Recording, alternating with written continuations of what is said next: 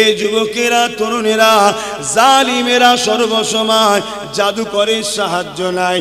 যেমন আমার গরিবে নওয়াজকে মিটাবার জন্যে তৎকালীন সময়ে রাজা জাদুকর নিয়ে এসেছিল পৃথ্বীরাজ চৌহান, জাদুকর নিয়ে এসেছিল জয়পাল জাদুকর। ওই জাদুকর আমার গরিবে নওয়াজকে বান মারতে লেগেছিল। আমার গরিবে নওয়াজ একটা গোল করে দাগ করে দিলেন। তিনি তেনার খলিফাদেরকে বললেন, বাবারা এই দাগের বাইরে কেউ তোমরা বেরোবে না।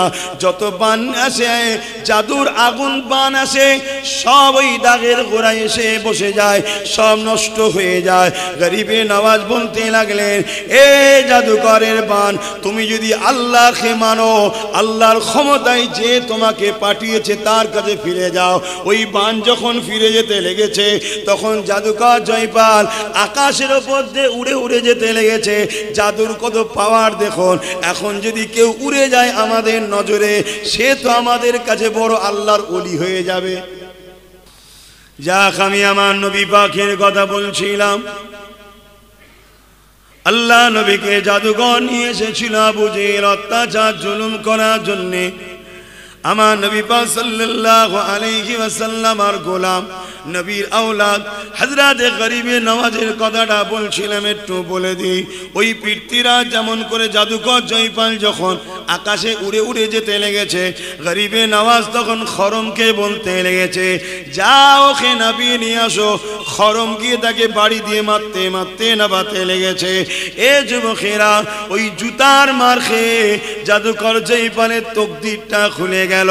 গরিবে নওয়াজের কদমে এসে বলেছিল, ও গরিবে নওয়াজ, আমি অন্যায় করেছি, আমাকে সেই রাস্তা দেখান যে রাস্তায় গেলে দুনিয়া ও আখিরাতের নাজারটা পাওয়া যাবে।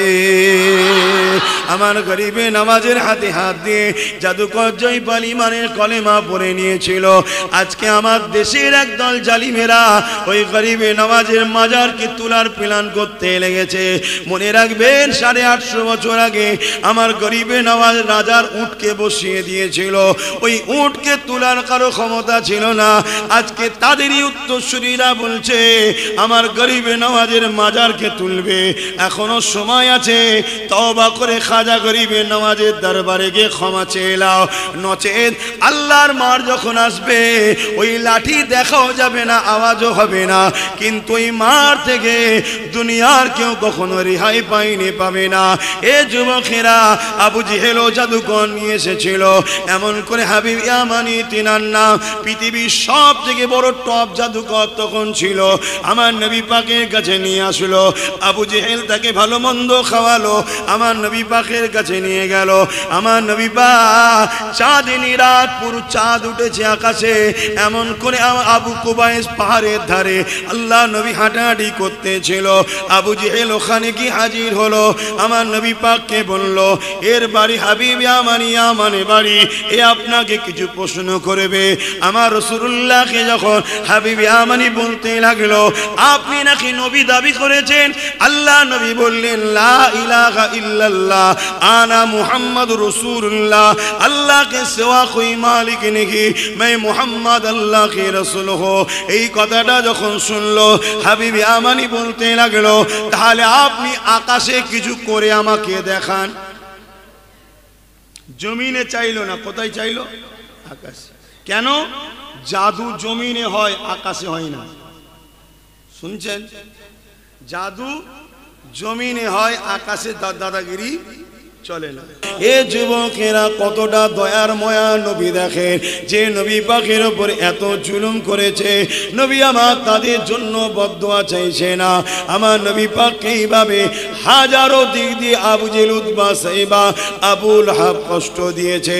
আপনারা সবাই জানেন, আবু জেহেল আমার নবীকে কুয়া খুঁড়েছে, ফেলে দিয়ে চাপা দিয়ে মেরে দেবে বলে।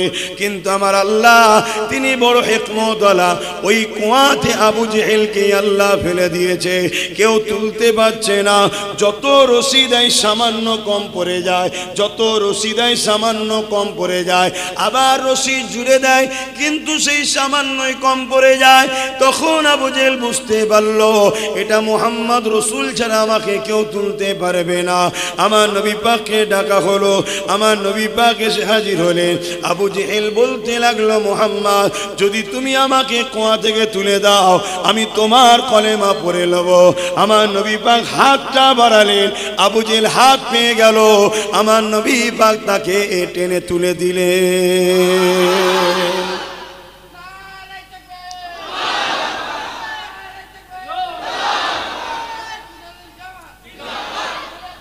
জিন্দাবাদ। এটা ছিল আমার নবীর মুজিজা। এটাই জাদু আর মুজিজার পার্থক্য। এটা মুজিজা, আল্লাহ জমিনের নিচু ভাগকে হুকুম করলো উপর দিকে ওঠো, জমিন তাকে তুলে তুলে উপরে চলে এলো। আমার নবী হাত দিলেন, উঠে তুলে দিলেন। কিন্তু বেঈমান উঠার পরে কি বলছে, মুহাম্মদ তুমি বড় জাদুকর। নাউজুবিল্লাহ। আমার নবী কি জাদুকর? তাহলে আমার নবীকে কষ্ট লেগেছে না লাগেনি কথাটা? এভাবে আমার নবীকে হাজারো দিক দিয়ে কষ্ট দিয়েছে। অথচ জাদুকর তো আবু জেহেল নিয়ে এসেছিল আমার নবী পাককে দমন করার জন্যে। আবু জেহেল তৎকালীন সময়ে পৃথিবীর সব থেকে বড় জাদুকর হাবিব আমানিকে বোকার করে ভাড়া করে নিয়ে এসেছিল, যাতে করে মুহাম্মদ রাসূলকে হাবিব আমানি পরাজিত করতে পারে। এই যুবকেরা, তরুণেরা, জালিমেরা সর্বসময় জাদুকরের সাহায্য নেয়। যেমন আমার গরিবে নওয়াজকে মিটাবার জন্যে তৎকালীন সময়ে রাজা জাদুকর নিয়ে এসেছিল পৃথ্বীরাজ চৌহান, জাদুকর নিয়ে এসেছিল জয়পাল জাদুকর। ওই জাদুকর আমার গরিবে নওয়াজকে বান মারতে লেগেছিল। আমার গরিবে নওয়াজ একটা গোল করে দাগ করে দিলেন। তিনি তেনার খলিফাদেরকে বললেন, বাবারা এই দাগের বাইরে কেউ তোমরা বেরোবে না। যত বান আসে, জাদুর আগুন বান আসে, সব ওই দাগের গোড়ায় এসে বসে যায়, সব নষ্ট হয়ে যায়। গরিবে নওয়াজ বলতে লাগলেন, এ জাদুকরের বান, তুমি যদি আল্লাহকে মানো, আল্লাহর ক্ষমতায় যে তোমাকে পাঠিয়েছে তার কাছে ফিরে যাও। ওই বান যখন ফিরে যেতে লেগেছে, তখন জাদুকর জয়পাল আকাশের ওপর দিয়ে উড়ে উড়ে যেতে লেগেছে। জাদুর কত পাওয়ার দেখুন। এখন যদি কেউ উড়ে যায় আমাদের নজরে, সে তো আমাদের কাছে বড় আল্লাহর ওলি হয়ে যাবে। কি ভাববেন না? ভাববেন না? আরে বিরাট বড় আল্লাহর ওলি উড়ছে। আল্লাহর ওলি হওয়ার জন্য উড়া শর্ত নয়। আল্লাহর ওলি সে যে নবীর সুন্নতে জিন্দেগি কাটায়। জোরে বলুন সুবহানাল্লাহ। আপনাদের বলে যায় আগামী দিন অনেক চমৎকার আসবে, অনেক কিছু হবে। আপনি কারো কাছে যাবেন, হঠাৎ করে সে বলবে, তুই আজকে ঘরে এই খেয়ে এসেছিস, যা খেয়েছেন হয়তো বলে দেবে। আপনি দেখে ঘাবড়ে যাবেন না, তাকে দেখবেন নবীর সুন্নতে চলে কিনা। হয়তো আবার আপনাকে বলে দিতে পারে, তোর ওই জায়গার জমিটা অমুকজন দখল করছে, তুই বড় পেরেশানে আসিস না। নানা রকম কথা আপনার বলে দেবে। আপনি ভাববেন কি করে বলছে তাহলে আল্লাহর ওলি? এই বলে দেওয়াটা ওলিদের শর্ত নয়। হ্যাঁ, ওলিদের কারামত আছে, কিন্তু ওলি হওয়ার শর্ত হলো নবীর সুন্নতে তাকে জীবন করতে হবে। যার দিলে নবী নেই, যে নবীকে অনুসরণ করে চলে না, সে যদি আকাশেও ওড়ে তাকে ওলি বলে মারা। কথা বলেন? তাহলে আমরা ওলি বলবো বা কাউকে মানবো, তাকে নবীর সুন্নতে ফেলে চেক করব সে নবীর সুন্নতের উপরে আছে কিনা। মসজিদে নামাজ হয়, ও বেটা নামাজ পড়ছে না, বলছে আমি আল্লাহর ওলি। আরে আমার নবীর থেকে বড় কেউ আছে নাকি? নবী নামাজ ছেড়েছে কোনোদিন? তাহলে এগুলো ভাবতে হবে যে ওর মধ্যে নবী আছে কিনা দেখতে হবে, নাই কিন্তু ধ্বংস যেতে হবে। আখরি জবানায় অনেক কিছু আসবে। আমার নবী বলেছেন, সুলাইমান নবী যেসব জেনগুলোকে বন্দি করে ফেলে দিয়েছিল পানিতে, আখরি জবানায় ওই জেনগুলো ছাড়া পাবে। বিরাট বিরাট সুন্দর দাড়ি, টুপি, নুরানি চেহারা, চেহারা থেকে যেন মনে হচ্ছে কি বলে গ্লেমার টপকাচ্ছে। এত সুন্দর দেখতে সেজে গুজে আসবে, তসবিহ হাতে, একদম সবসময় সুবহানাল্লাহ, আল্লাহু আকবার, আস্তাগফিরুল্লাহ। দেখলে মনে হবে ফেরেশতা নেমে এসছে। আল্লাহর নবী বলছেন, এরা আমার উম্মতকে সব কিছু দেবে, কিন্তু আমার উম্মতের ঈমান কিরা বার করে নেবে। অতএব আমার নবী বলে গেছে, তাদেরকে তোমরা ফলো করবে, আমি নবী তাদের দিলে আছি কিনা। যদি আমি নবী তাদের দিলে না থাকি তোমরা জানবে এরা হলো ধোঁকাবাজ মুনাফিক, এদেরকে মানবে না। শুনছেন তো ভাই? আর আমার আল্লাহ কোরআনেও আমার নবীকে জানিয়েছে যে হাবিব, মুনাফিকের অনেক বৈশিষ্ট্য, একটা বড় বৈশিষ্ট্য হলো এটা, মুনাফিক আমি আল্লাহ আমার দিকে ছুটে ছুটে আসবে। কি বলছি বুঝতে পারছেন? মুনাফিক আল্লাহর দিকে ছুটে ছুটে যাবে, কিন্তু রিসালাত নবীর দরবারে যাবার জন্য হোঁচট খাবে, যেতে চাইবে না। আজকে দেখবেন, খারাপ নেবেন না, প্রচুর মানুষ মক্কা শরীফে যাবার জন্য পাগল হয়ে যায়, মদিনা শরীফে যেতে চায় না। আছে না? নাই। আল্লাহর কোরআন বলছে এরা হলো সব থেকে বড় মুনাফিক, যারা আল্লাহর জন্য ছুটবে, রাসূলুল্লাহর জন্য হোঁচট খাবে, রিসালাতের দিকে তাদের গুরুত্ব থাকবে না। আমার হাবিব, যারা রিসালাতকে ধরবে তারাই মূলত আল্লাহকে পাবে। জোরে বলুন সুবহানাল্লাহ। কেন? আপনাকে আমি পাঠিয়েছি আমার প্রতিনিধিত্ব করার জন্য, আমার পক্ষ থেকে। কথা বুঝে আসছে? এজন্য বলবো রাসূল দিলে আছে কি দেখতে হবে। মক্কা হলো ইবাদতের মারকাজ, মক্কা শরীফ ইবাদতের মারকাজ। মক্কা শরীফে এক ওয়াক্ত নামাজ পড়লে, এক রেকাত নামাজ পড়লে 1 লক্ষ রেকাত নামাজের সওয়াব হয়। জোরে বলুন সুবহানাল্লাহ। এটা হাকিকত। মক্কা হলো ইবাদতের মেন সেন্টার তাম পৃথিবীর মধ্যে, আর মদিনা হলো ইমানের মারকাজ। জোরে বলুন সুবহানাল্লাহ। 1 রেকাত নামাজ পড়লে 1 লক্ষ রেকাত নামাজের সওয়াব হবে কার? যার ঈমান আছে না যার ঈমান নেই। তাহলে মদিনা হলো ঈমানের মারকাজ। যার দিল মদিনার সঙ্গে জুড়ে থাকে সে কাবায় যায়। কাবা তোমায় ভালোবাসি, কিন্তু মন আমার মদিনায় আছে রে কাবা, তুই আমায় বিদায় দে, আমি একটু মদিনায় যাই। জোরে বলুন সুবহানাল্লাহ। এই দিল নিয়ে যারা যায় তাদের 1 রেকাতে আল্লাহ 1 লক্ষ রেকাত নামাজের সওয়াব দেয়। জোরে বলুন সুবহানাল্লাহ। আমার নবীকে ধরে, অনেক কষ্ট করেছে আমার নবী। আহা, এমনও দিন গেছে আল্লাহ নবী জীবনে মক্কা জালিমরা আমার নবী পাককে হত্যা করার প্ল্যান করলো গো। আমার নবী পাক মক্কা মানুষদের অত্যাচারে আল্লাহ পাকের হুকুমে এমন করে পাহাড়ে চলে গেলেন। ওখানে গিয়ে গাছের পাতা ফলমূল খেয়ে নবী আমার জীবন ধারণের মাধ্যম করলেন। এ যুবকেরা, তরুণেরা, আমার নবী পাক সাল্লাল্লাহু আলাইহি ওয়াসাল্লাম রাত্রিরে গোপনে গোপনে মানুষের কাছে দিনে দাওয়াত দিতে লাগলো। এ নওজওয়ানেরা, এই খবরটা মক্কার মুশরিকরা পেয়ে গেল যে মুহাম্মদ রাসূল রাত্রিরে গোপনে গোপনে দিচ্ছে, তাই তারা বড় প্ল্যান করলো আমার নবী পাককে হত্যা করে দিতে হবে। তারা গোল টেবিল করলো, মিটিং ডাকলো। ওই মিটিংয়ে ওমর ফারুক দাঁড়িয়ে গেল, আমি দায়িত্ব নিচ্ছি মুহাম্মাদের শের মোবারককে কেটে নিয়ে আসব। তখন ওমর ফারুক আমার নবীর হাকিকতটা তখন বুঝতে পারেনি, চাইলে আপনারা তাকে ভুল বুঝিয়ে রেখেছিল। হযরত ওমর যখন রওনা দিলেন আমার নবী পাকের দরবারের দিকে যাবার সময় বলেছিল, এ আবু জেহেল, আমি মুহাম্মাদের শের মোবারককে কেটে নিয়ে আসব, তবে তুমি আমাকে এর বিনিময়ে যা দেবে বলেছো তা প্রস্তুত করো।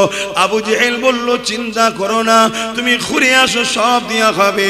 এমন করে ওমর ফারুক বলল, কাল 39 জন সবে কলেমা পড়েছে, 40 আর হতে দেব না, মুহাম্মদ রাসূল আর দুনিয়ায় থাকবে না। ফেরেশতারা আলোচনা করতে লেগেছে। আমার আল্লাহ পাক জানিয়ে দিল, এ ফেরেশতা চিন্তা করো না, উমরকে যেতে দাও, আমি আল্লাহ উমরকে নবীর গোলাম বানিয়ে 40 বানাবো। আরো জোরে বলুন সুবহান।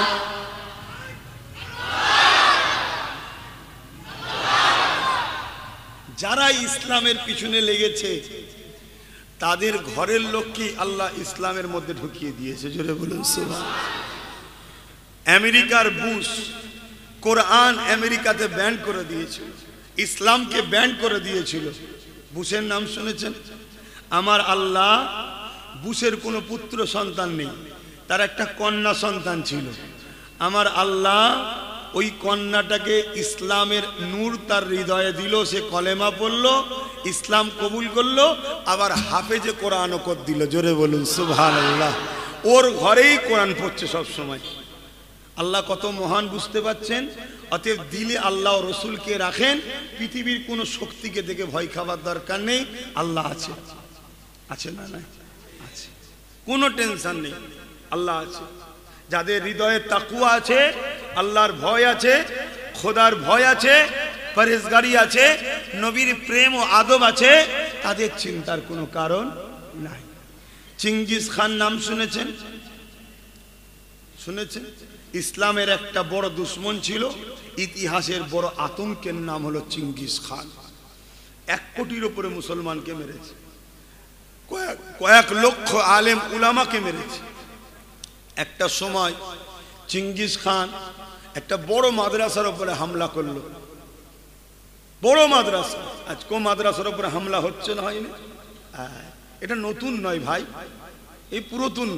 এ হবে, এটা হবে, কিন্তু আমাদের ঘরে মজবুত হতে হবে।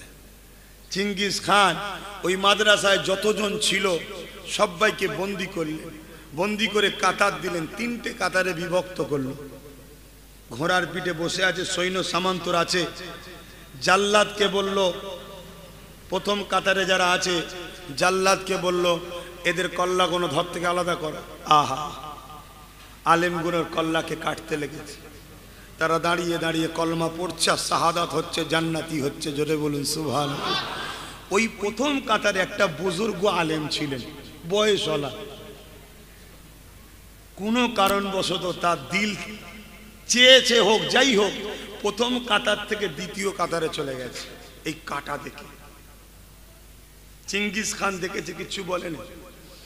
আবার জাল্লাদকে হুকুম করলো দ্বিতীয় কাতারের আলেমদের গর্দান উড়াও। ওই মুরব্বী বাপ মাওলানা সাহেবটা উলামা, আবার তিনি তৃতীয় কাতারে চলে গেলেন। দ্বিতীয় কাতার যখন সব উলামাদের কতল করা হয়ে গেল, এই মোবাইলে কিছু কি বলছে? কি করছো? কেন করছো? মানা করলো, তুলে তো অন্য জায়গায় দেখলে। এরম ডিস্টার্ব করলে না, এমনি তো কথা বলতে পারছি, আবার ডিস্টার্ব করলে হয়। এদিকে শোনেন, ওই চিঙ্গিস খান তখন ওই মুরব্বী উলামাটাকে বলছে, এবারে মৌলানা তোমায় বাঁচাবে কে? প্রথম কাতার থেকে দ্বিতীয় কাতার, দ্বিতীয় কাতার থেকে তৃতীয় কাতার, এবার যাবে কোথায়? আল্লাহ পাকের আলেম বান্দার জবান থেকে বেরোচ্ছে, আল্লাহ আছে। জোরে বলুন সুবহানাল্লাহ, আরো জোরে বলুন সুবহানাল্লাহ। এই কথা শুনে চিঙ্গিস খান বড় রেগে গেল।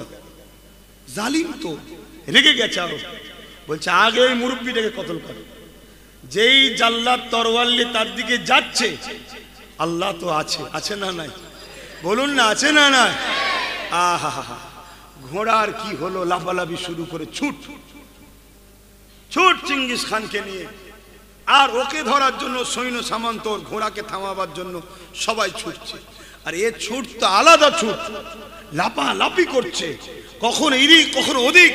চিঙ্গিস খান পিঠে বসে থাকতে পারেনি, জাল্লাদ ও তরোয়াল ফেলে দিয়ে ওই দিকে ছুটছে। আরে নেতাকে বাঁচাতে হবে না, নেতাকে বাঁচাতে হবে। এদিকে কতল বন্ধ হয়ে গেছে, ছুটছে। আর পা ফিসকেল খেয়ে এক পা যেখানে পা রাখে সেখানে জড়িয়েছে, আর এক পা ফিসিল খেয়েছে, ঘোড়ার উপর থেকে মাথা জমিনে পড়েছে। ওই অবস্থায় ঘোড়া ছুটছে, থামেনে। কখনো এ পাথরে, কখনো ও পাথরে, কখনো ও পাথরে চিঙ্গিস খানের মাথা লাগছে, ফেটে দাঁড় করে রক্ত বেরোচ্ছে, ছিন্ন বিচ্ছিন্ন হচ্ছে, কখনো মগজ বেরিয়ে এইদিকে। ঘোড়া ততক্ষণ পর্যন্ত ছুটছে যতক্ষণ না চিঙ্গিস খান মরেছিল। যখন মরে গেল, ঘোড়া দাঁড়িয়ে গেল। জোরে বলুন সুবহানাল্লাহ, আরো জোরে বলুন। আল্লাহ জালিমদের ঘরে ছাড় দেয়, ছেড়ে দেয়নি। আমার মুসলিম ভাই, আপনারা যেন জালিম হবেন না। জালিমদের ঘরে কিন্তু আল্লাহ নগদ দুনিয়াতেও বিচার করে, আখিরাতে তো আছেই। কোন একটা জালিম দেখাতে পারবে না তাকে আল্লাহ ছেড়েছে। আহা, যাক, আমি আমার নবী পাকের কথা বলছিলাম। আল্লাহ নবীকে জাদুঘর নিয়ে এসেছিল আবু জেহেল অত্যাচার জুলুম করার জন্যে। আমার নবী পাক সাল্লাল্লাহু আলাইহি ওয়াসাল্লাম আর গোলাম নবীর আওলাদ হযরত গরিবে নওয়াজের কথাটা বলছিলাম, একটু বলে দিই। ওই পৃথ্বীরাজ যেমন করে জাদুকর জয়পাল যখন আকাশে উড়ে উড়ে যেতে লেগেছে, গরিবে নওয়াজ তখন খরমকে বলতে লেগেছে, যাও ওকে নাবিয়ে নিয়ে আসো। খরম গিয়ে তাকে বাড়ি দিয়ে মারতে মারতে নাবাতে লেগেছে। এ যুবকেরা, ওই জুতার মার খেয়ে জাদুকর জয়পালের তকদিরটা খুলে গেল। গরিবে নওয়াজের কদমে এসে বলেছিল, ও গরিবে নওয়াজ, আমি অন্যায় করেছি, আমাকে সেই রাস্তা দেখান যে রাস্তায় গেলে দুনিয়া ও আখিরাতের নাজারটা পাওয়া যাবে। আমার গরিবে নওয়াজের হাতে হাত দিয়ে জাদুকর জয়পাল ইমানের কলেমা পড়ে নিয়েছিল। আজকে আমার দেশের একদল জালিমেরা ওই গরিবে নওয়াজের মাজারকে তোলার প্ল্যান করতে লেগেছে। মনে রাখবেন, 850 বছর আগে আমার গরিবে নওয়াজ রাজার উটকে বসিয়ে দিয়েছিল। ওই উটকে তোলার কারো ক্ষমতা ছিল না। আজকে তাদেরই উত্তরসূরিরা বলছে আমার গরিবে নওয়াজের মাজারকে তুলবে। এখনো সময় আছে, তওবা করে খাজা গরিবে নওয়াজের দরবারে গিয়ে ক্ষমা চেয়ে নাও, নচেত আল্লাহর মার যখন আসবে ওই লাঠি দেখাও যাবে না, আওয়াজও হবে না, কিন্তু ওই মার থেকে দুনিয়ার কেউ কখনো রেহাই পাবে না। এ যুবকেরা, আবু জেহেল জাদুকর নিয়ে এসেছিল। এমন করে হাবিব ইয়ামানি তিনার নাম, পৃথিবীর সব থেকে বড় টপ জাদুকর তখন ছিল। আমার নবী পাকের কাছে নিয়ে আসলো। আবু জেহেল তাকে ভালো মন্দ খাওয়ালো, আমার নবী পাকের কাছে নিয়ে গেল। আমার নবী পাক চাঁদিনী রাত, পুরো চাঁদ উঠেছে আকাশে। এমন করে আবু কুবাইস পাহাড়ের ধারে আল্লাহ নবী হাঁটাহাঁটি করতেছিল। আবু জেহেল ওখানে কি হাজির হলো। আমার নবী পাককে বলল, এর বাড়ি হাবিব ইয়ামানে বাড়ি, এ আপনাকে কিছু প্রশ্ন করবে। আমার রাসূলুল্লাহকে যখন হাবিব ইয়ামানি বলতে লাগলো, আপনি নাকি নবী দাবি করেছেন। আল্লাহ নবী বললেন, লা ইলাহা ইল্লাল্লাহ আনা মুহাম্মাদুর রাসূলুল্লাহ, अल्लाह के सिवा कोई मालिक नहीं, मैं मोहम्मद अल्लाह के रसूल हो। এই কথাটা যখন শুনলো হাবিব ইয়ামানি বলতে লাগলো, তাহলে আপনি আকাশে কিছু করে আমাকে দেখান। জমিনে চাইলো না, কোথায় চাইলো? আকাশে। কেন? জাদু জমিনে হয়, আকাশে হয় না। শুনছেন? জাদু জমিনে হয়, আকাশে দাদাগিরি চলে না। কিন্তু আবু জেহেল তো মূর্খ, ও তো জানে না। ও নিয়ে এসছে ব্যাটালিয়ান যে আজ আমি জিতবো, আর জিতবার খুশিতে অনেক লোক লিয়ে গেছে, অনেক লোক লিয়ে গেছে, যাতে করে হই হাই করে মোহাম্মদ রসুলকে অপমান করে করে আসবো, খুশি হবে। বাবেরা, নওজওয়ান তরুণীরা, এ আমার নবী পাকের প্রেমিকেরা, হাবিব ইয়ামানি আমার রাসূলুল্লাহকে যখন বলল আকাশে কিছু করে দেখান, আল্লাহ নবী যখন আকাশের দিকে মুখটা তুললেন, আহারে চেহারায় অদ্দুহা, যার চেহারার কসম আমার আল্লাহ কোরআনে খেয়েছে, ওই চেহারা যখন আকাশের দিকে উঠলো, আমার নবী পাক ওই পূর্ণিমা চৌধুরী চাঁদকে দেখতে পেল। হাবিব ইয়ামানিকে লক্ষ্য করে বলল, ও হাবিব ইয়ামানি, এই চাঁদটা দুটুকরো করে দিলে কি হবে? হাবিব ইয়ামানির মুখের কথা বন্ধ হয়ে গেল, কেননা সে অবাক হয়ে যাচ্ছে, চাঁদ কি আবার কেউ দুটুকরো করতে পারে নাকি? কিন্তু হাবিব ইয়ামানি জানে না, জিনার সঙ্গে কথা বলছি, ওই চাঁদটা হলো ইনারি গোলাম, কেননা আমার নবীর নূর থেকে ওই চাঁদকে আল্লাহ তৈরি করেছে। হাবিব ইয়ামানির মুখে আর কোনো কথা নাই। আল্লাহ নবী সাদাত উংলিটা চাঁদের দিকে ইশারা করলো, সঙ্গে সঙ্গে চাঁদ নবী পাকের ইজ্জতের জন্য, নবী পাকের প্রেমের বহির প্রকাশ করার জন্য, গোলামীর ইজহার করার জন্য, এ নবীর উম্মতেরা, আমরা চাঁদের থেকেও দামি আল্লাহ বানিয়েছে। আমরা তো লম্বা লম্বা করে গলা আওয়াজ তুলে বলি আমরা নবীর উম্মত। যদি প্রত্যেকটা একটা করে ছুরি দেওয়া হয় আর বলা হয় জানটা বার করে দাও, কেউ দিতে পারবে না। জানতো দূরের কথা, যদি বলা হয় একটা উংলি কেটে দাও আমার নবীর জন্যে, আমরা দিতে পারবো না। কিন্তু আকাশের চাঁদ বিশ্বকে দেখিয়ে দিল গোলামি কাকে করতে দেখেলে, গোলাম কিভাবে হতে হয় দেখেলে। আমার নবীর শান মর্যাদার ব্যাপার যেখানে হয়েছে, যতই কষ্ট হোক না কেন কোনো প্রশ্ন নাই, নিজে থেকে নিজেকে পুরো দুটুকরো করে দিয়ে এক ফালি পাহাড়ের আবু কুবাইসের এই মাথায় আর এক ফালি আবু কুবাইস পাহাড়ের ওই মাথায়, এইভাবে মধ্যরাত পর্যন্ত চাঁদ আমার নবীর প্রেমের ইজহার করে দিল। আরো জোরে বলুন সুবহান।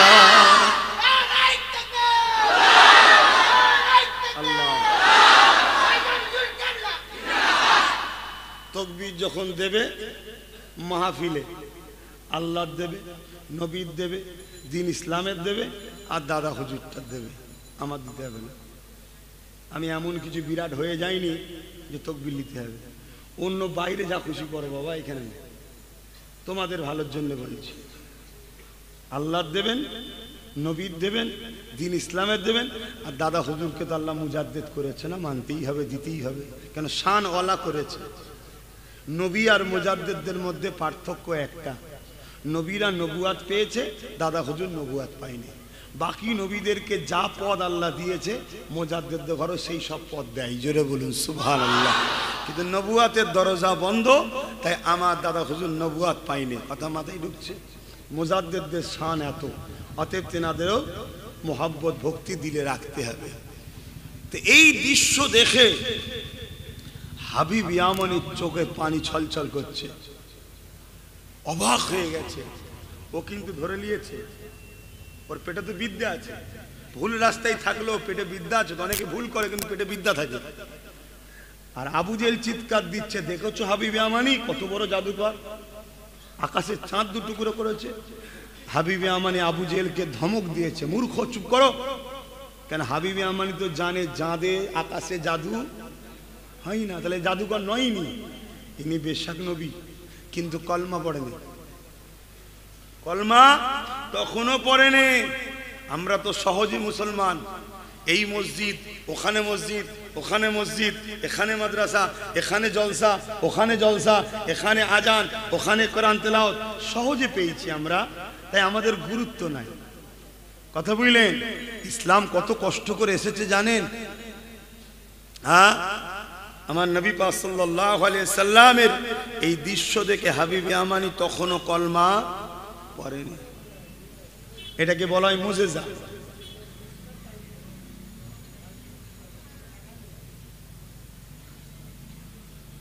শুনছেন? অসুবিধা হচ্ছে? আর একটু বলি, ভাঙা গলা নিয়েই বলি, কিন্তু কথাগুলো তো আল্লাহ রসুলের বলছি। গলা নিয়ে কি করবেন, কথাগুলো নেন। হ্যাঁ, কথা বলতে কষ্ট হচ্ছে, কেন নর্মাল আল্লাহ যা দিয়েছে সেইটাতে কথা বলার, বসে যাওয়াতে কথা বলা একটু কষ্ট হয়। কিন্তু আল্লাহ ও রসুলের কথা কষ্ট কেন, জান চলে গেলেও বলতে হবে। বলুন সুবহানাল্লাহ। সাহাবা হুজুররা বলেছে না, বলেন? হাবিব ইয়ামানি আমার নবী পাকের দিকে আগিয়ে আসলো। আল্লাহ নবীকে হাবিব ইয়ামানি বলতে লাগলো, এ মুহাম্মদ, তুমি তো চাঁদ দু টুকরো করে দিলে, আমি অবাক হয়ে গেলাম। আমার আর একটা প্রশ্ন রয়েছে, বলতে পারবে? কি প্রশ্ন? আমার হৃদয়ের মধ্যে একটা প্রশ্ন রয়েছে, যেটা আমার বড় কষ্ট দেয়। ওই কথাটা কি কথা, তুমি কি বলতে পারবে? ভাই, অন্তরের খবর কে জানে? জোরে বলেন। আমার নবী জানে না? জানে না? মক্কা তৎকালীন বেঈমানরা জানে যে নবী সে হবে যে অন্তরের খবর বলতে পারে, আর আমাদের মুফতি মাওলানারা বলছে নবীর অন্তরের খবর জানে না। তাহলে এরা কি আমার নবীর পক্ষে? এদের সঙ্গে যদি আমরা মিশি আল্লাহ নবীর শাফাত পাবো? এটাই বুঝতে হবে, এটাই বুঝতে হবে। নামাজ সবার আছে, দাড়ি সবার আছে, টুপি সবার আছে, হজ সবার আছে। আল্লাহ নবী বললেন ৭৩টা দল হবে, ৭২ জাহান্নামী, একটা জান্নাতি। ওই ৭২ দলে কি নামাজ থাকবে না? থাকবে। রোজা থাকবে না? থাকবে। হজ থাকবে না? থাকবে। দাড়ি থাকবে না? থাকবে। দান থাকবে না? থাকবে। মসজিদ বানাবে না? বানাবে। কোরআন পড়বে না? পড়বে। সব থাকবে। শুধু পড়বে নয়, আল্লাহ নবী সাহাবাদেরকে বলছেন এত সুন্দর তারা কোরআন পড়বে। এ আমার সাহাবারা, তোমাদের কোরআন পড়া তাদের কোরআন পড়ার কম্পিটিশনে তোমাদের কোরআন পড়াটাকে নিচু লাগবে, তাদেরটা উঁচু মনে হবে, এত সুন্দর পড়বে, কিন্তু হলকুনি থেকে নিচুই নামবে না। আমি নবী বলছি ওরা জাহান্নামী। শুনছেন তো, বুখারীর হাদিস এটা। আল্লাহ নবী বলছে তাদের নামাজ তাদের সেজদা এত সুন্দর হবে। এ আমার সাহাবারা, তোমাদের নামাজ ওদের নামাজের কম্পিটিশন করলে তোমাদেরটা হাকির মনে হবে, ছোট মনে হবে, ওরা আরো ভালোভাবে পড়ছে মনে হবে, কিন্তু আমি নবী বলছি ওরা বাতিল, ওরা জাহান্নামী। হুজুর কেন? এত কিছু হওয়ার পরে আল্লাহ নবী বললেন সব থাকবে, ওদের দিলে আমি নবী আমার হাইয়া থাকবে না, আদব প্রেম ভালোবাসা সম্মান থাকবে না, এজন্য ওদের আমলকে আল্লাহ বরবাদ করে দেবে। বল নাউজুবিল্লাহ। তাহলে মূল কোনটা? নবী। নবীকে মূল বানিয়েছে কে? আয় আল্লাহ। তাহলে সবকিছুর মালিক কে? আল্লাহ। অন্তরের খবর আল্লাহ জানে, নবীও জানে। পার্থক্য কি? এক হলে তো শিরক হয়ে যাবে, এক হলে শিরক হয়ে যাবে, এজন্যই তো ভয় দেখায়, এই শিরক করে ফেলছো। গায়েবের খবর আল্লাহ জানে, গায়েবের মালিক আল্লাহ, গায়েবের খবর আল্লাহ জানে, নবী জানে বলছো কেন? শিরক করে ফেলছো, এই করে ভয় দেখাই তো আমাদের ঘরে। শিরক হচ্ছে না বাপ। কেন? নবী অন্তরের খবর জানে, আল্লাহ অন্তরের খবর জানে। আল্লাহ জানা নবীর জানার মধ্যে পার্থক্য আছে। কি পার্থক্য? নবীকে আল্লাহ জানার ক্ষমতা দিয়েছে, জোরে বলুন সুবহানাল্লাহ। আর আল্লাহকে কেউ ক্ষমতা দেয়নি, তিনি খোদ মালিক, জোরে বলুন সুবহানাল্লাহ। তো একজন খোদ মালিক আর একজনকে মালিক যাই পাওয়ার দিয়েছে, পার্থক্য আছে না? নাই। যেখানে পার্থক্য থাকে সেখানে শিরক হয় না। কিন্তু এদের লক্ষ্য আমার নবীকে ছোট করা, আমাদের দিল থেকে ওই পাওয়ারটাকে বার করে নেওয়া। কেন? যতদিন এই দিলে পাওয়ার আছে, জালিম হুকুমাত, জালিম সন্ত্রাসেরা কখনো মিটাতে আমাদেরকে পারেনি, আর পারবে না। বদরে আমরা কিসের জোরে জিতেছিলাম? ওই পাওয়ার, সিনার পাওয়ার। ওহুদে, খাইবারে, বিভিন্ন জায়গায় কিসের জোরে? ইমানের জোরে। ওই যে চিঙ্গিস খানের সামনে বলেছিল আল্লাহ আছে, উনি কিসের জোরে? আল্লাহ ওনার সিনাতে পাওয়ার দিয়েছিল। না ওই জায়গায় কারো মুখ দ্বার বেরোবে? আল্লাহ আছে, হ্যাঁ, ঘাবড়ে যাবে তো মানুষ, তো ফিট হয়ে যাবে দেখে। ফিচকিরি দিয়ে একটার পর একটা উলামাকে কতল করা হচ্ছে, বলুন তো মানুষ সুস্থ থাকতে পারবে? তা হাবিবি আমানি জিজ্ঞেস করছে আমার দিলের মধ্যে কি আছে, বলতে পারবে? আহা, আল্লাহ পাক আমার নবী পাককে কি নিয়ামত বানিয়েছেন শোনেন। এ নওজওয়ানেরা, সাহাবা হুজুরদের যা সমস্যা হতো আমার নবী পাকের কাছে আসতেন। একদিন এক সাহাবী আমার নবীর পাকের কাছে আসলেন, ইয়া রাসূলুল্লাহ, হাবিবাল্লাহ, আমার একটা উট রয়েছে, সে বড় পাগল হয়ে গেছে, মানুষকে ধরে ধরে কামড়াচ্ছে, বড় ক্ষতি করতে লেগেছে। ইয়া রাসূলুল্লাহ, হাবিবাল্লাহ, আপনি এর সমাধান করে দিন। এ যুবকেরা, আজ যদি কেউ এখান থেকে উঠে বলে হুজুর আমার বাড়িতে একটা গরু আছে, সে বড় পাগল হয়ে গেছে, আমি তাকে কি বলবো? গরুর থেকে বড় পাগল তুই, তুই গরু ডাক্তারের কাছে যা, পশু ডাক্তার, আমাকে বলছিস কেন? এটাই বলবো তো নাকি? আহা, কুরবান যাক আমার নবীর কদমে আমাদের জানমাল। আল্লাহ নবীকে যখন ওই সাহাবীটা এসে বললেন, ইয়া রাসূলুল্লাহ, হাবিবাল্লাহ, আমার উটটা বড় পাগল হয়ে গেছে, মানুষকে ধরে ধরে কামড়াতে লেগেছে। সাহাবা হুজুররা অবাক হয়ে শুনে, সাহাবা হুজুররা আমার নবীর জোর মুখের দিকে তাকিয়ে আছে। আল্লাহ নবী মুচকে এসে বললেন, এ বাবা সাহাবারা, চলো তো দেখি বাবা ওর উটটার কি সমস্যা হয়েছে, একটু যেয়ে দেখি। আমার নবী পা যখন ওই লোকের বাড়ি, সাহাবীর বাড়ি যেতে লাগলো, এমন সময় উট উটটা এই দিক দিয়ে ধরুন নবী পাক যাচ্ছে বোঝাবার জন্য বলছি উটটা ওই দিকের মানুষকে তাড়িয়ে তাড়িয়ে কামড়াতে কামড়াতে ধরতে যাচ্ছে আল্লাহ নবী উটের দিকে আগিয়ে আগিয়ে যাচ্ছে উটের মালিক ও বাকি সাহাবারা বলতে লেগেছে ইয়া রাসূলুল্লাহ হাবিবাল্লাহ ও বড় খেপা পাগল হয়ে গেছে সবাইকে কামড়াতে লেগেছে হুজুর বড় ভয় হয় আপনি ওর দিকে যাবেন না ক্ষতি করতে পারে আল্লাহ নবী কি বলেছিলেন এ আমার সাহাবারা কোনো চিন্তা করো না ওই উট তোমার নবী মুহাম্মদ রাসূলুল্লাহকে চেনে এ যুবকেরা এই কথা বলে নবী আমার যখন আগাতে লেগেছে ওই উটটা ওই দিকে তাড়িয়ে দিয়ে এবারে মুখটা এই দিকে ঘুরিয়েছে যখনই ঘুরিয়েছে আমার নবীকে দেখতে পেয়েছে যখনই দেখতে পেয়েছে ছুটি আমার নবীর দিকে আসতে লেগেছে সাহাবারা চিন্তা করতে লাগলো নবী পাকের কোনো ক্ষতি না করে দেয় কিন্তু সাহাবা হুজুররা বললেন অবাক হয়ে গেলাম ওই উটটা এসে নিজের মাথাটাকে আমার নবীর কদমে দিয়ে বসে যায় আরো জোরে বলুন সুবহান ইয়া রাসূলুল্লাহ ভেবে দেখুন একটা অবালা পশু আমার নবীকে চিনলো আর এখন আমরা নবী চিনতে পারলাম না 80 বছর 40 বছর 60 বছর 70 বছর নামাজও আছে হজও আছে দাঁড়িয়ে আছে মুফতি মৌলানা ডবল MA স্কলার হয়তো মিশর থেকেও পড়ে এসেছে আমার নবী চিনতে পারে না বলছে আমাদের মতো নাউজুবিল্লাহ বললেন না হায় হায় হায় আল্লাহ নবী তাই বললেন আখরি জমানায় হাতের তালুতে আগুন রাখার থেকেও ঈমান বাঁচানো বড় কষ্টকর হবে কেন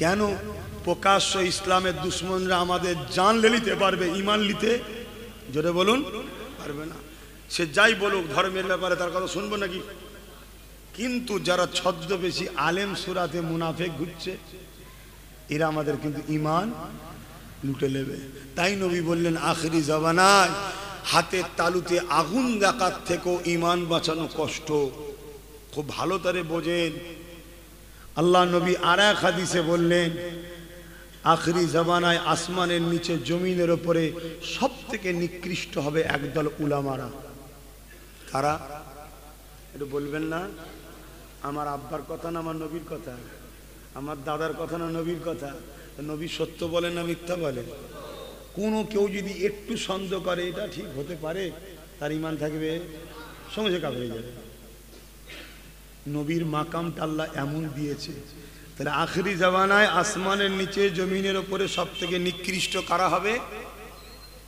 একদল উলামা দাবিদার আল্লাহ নবী তাই বললেন উলামা দুই ধরনের খায়রুল উলামা শাররুল উলামা ভালো উলামা খারাপ উলামা ভালো উলামা কারা খারাপ উলামা কারা বলবো না থাকবে কষ্ট নেবেন না তো চিনা দরকার আছে না নাই এক কথাই বলে যাচ্ছে যারা মুখ খুলবে আল্লাহ ও রসুলের জন্য তারা হলো ভালো উলামা জোরে বলুন সুবহানাল্লাহ ওরা ডান দিকও দেখবে না বাঁ দিকও দেখবে না সামনে দেখবে না পিছনে দেখবে না কোথা বসে আছি দেখবে না কার আন্ডারে আছি দেখবে না খতিব কি বলবে মসজিদ কমিটি কি বলবে দাওয়াত পরের বারে হবে না হবে না এসব কিছু দেখবে না ও মুখ যখনই খুলবে উদ্দেশ্য থাকবে আল্লাহ ও রসুল এরা হলো ভালো উলামা আর খায়ের উলামা এই শাররুল উলামা কারা যারা ইলম পেয়েছে কিন্তু মুখ খুলবে তাগুতি শক্তিকে খুশি করার জন্য তাগুতি শক্তি বোঝেন